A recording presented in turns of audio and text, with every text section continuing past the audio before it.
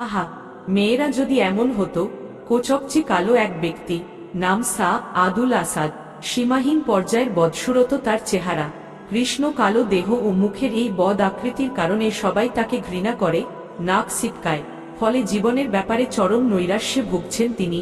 ভাবছেন, এই জীবন একেবারেই অর্থহীন, নিরর্থক। যা হোক, হতাশা নিরাশার এক পর্যায়ে তিনি দয়ার সাগর রাহমাতুল্লিল আলামিন মুহাম্মাদুর রাসূলুল্লাহ সাল্লাল্লাহু আলাইহি ওয়াসাল্লামের দরবারে উপস্থিত হলেন।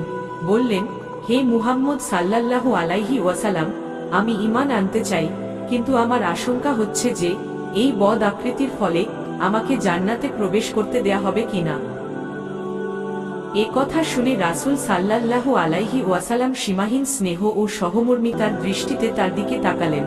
অতঃপর দরদভরা কণ্ঠে বললেন, হে সাদ, জান্নাতের দরজা তোমার জন্য উন্মুক্ত, সেখানকার প্রবেশ পথে তোমাকে বাধা দেওয়ার কেউ নেই। তাই নাকি? আমি জান্নাতে যেতে পারবো? জান্নাতের প্রবেশদ্বারে কেউ আমাকে বাধা দিবে না?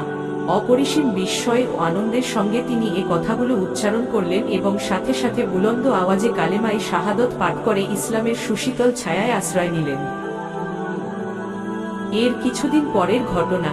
হযরত সাদ রাদিয়াল্লাহু আনহু আবারও একটি অভিযোগ নিয়ে রাসূল সাল্লাল্লাহু আলাইহি ওয়াসাল্লামের খেদমতে হাজির হলেন।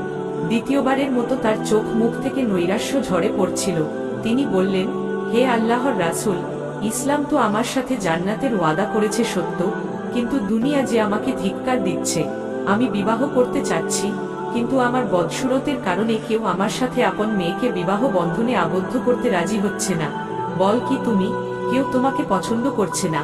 যাও, শাকিব গোত্রের নৌমুসলিম সর্দার আমর ইবনে ওয়াহাবকে আল্লাহর রাসূলের ফায়সালা শুনিয়ে দাও যে তার মেয়েকে সাদের সাথে বিবাহ দেয়া হয়েছে।